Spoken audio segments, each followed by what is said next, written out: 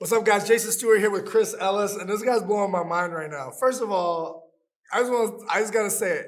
This guy has cauliflower ear. I thought for sure he's been wrestling since he was 5. He says he's been doing jujitsu, not even wrestling, for 7 months, and you already got cauliflower fully on both ears. Yeah, that's right. So, how? Wait, explain it. it. My work ethic. No one trains as hard as me. And that's about it, man. I'm training 3-4 times a day, training at home. If you want to be the best, you got to train like the best. I'm trying to train better than the best. He said, you went to a tournament and no one had it. Yeah, cauliflower. Not like this. He said, so I'm either doing something right or something wrong. So, okay. Tell us a little bit about the backstory. Where you're from, where you grew up, how you got into fighting. All right, sounds good. So I'm from Rockingham, North Carolina. A very small town, just a few thousand people. It's in the country, in the sticks. We got one Walmart. So that's like where everybody used to hang out when I was younger. Ain't much to do out there except get in trouble, fight. And that's what happened when I was younger. I was always suspended from school for fighting. A very angry kid.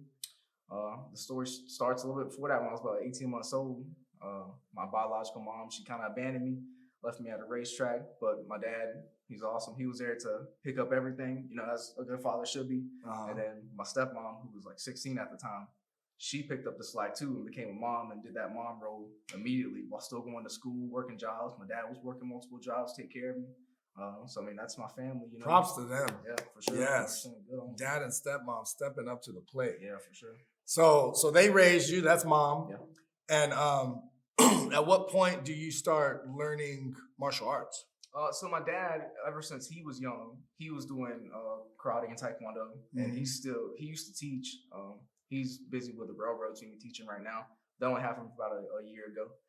But I think he's been doing it for like 30 years. So it's always been in the picture, So he taught me a little bit when I was younger, and then we jumped into a karate school. There's only about 2 schools out there for martial arts in Rockingham, super small town. Yeah. And if anybody was going, everybody was going, Yeah. You knew everybody in the town who was going there. Yeah. First school was pretty trash. It was the Ebony Dragons, a sensei. First thing he did, he was like standing right there, kicked me in the stomach, aired me out. I was like fucking 10 years old. Yeah. So he liked to sandbag his students and stuff. Like there'll be like blue belts going in as white belts to try to easily get medals and stuff. Yeah. I think that's where it started, but we moved different schools. My dad opened his own school. Okay. Which was awesome. And then he's been teaching for a while. And then just from school, honestly, I think going to school on bus, outside of school, those fights was where everything started.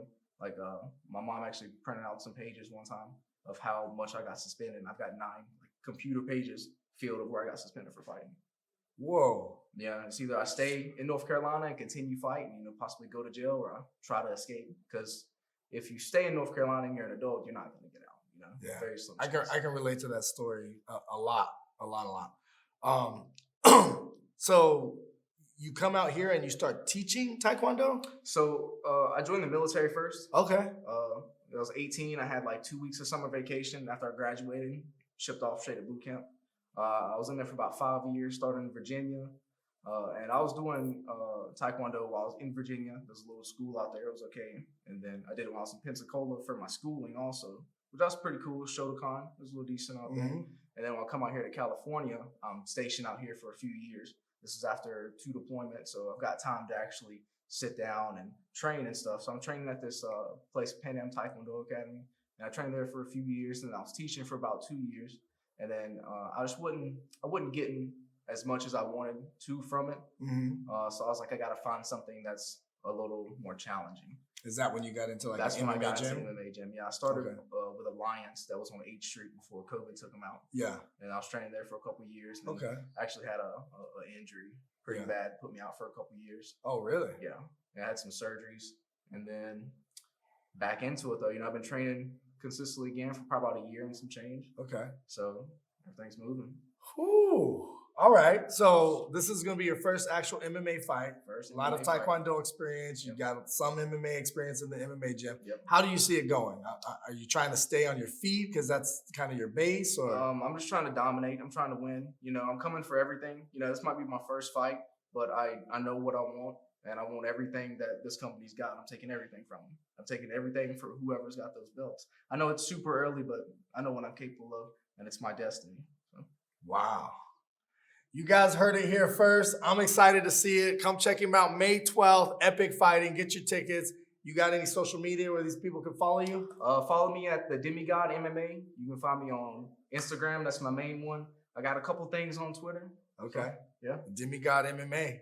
You heard it here first.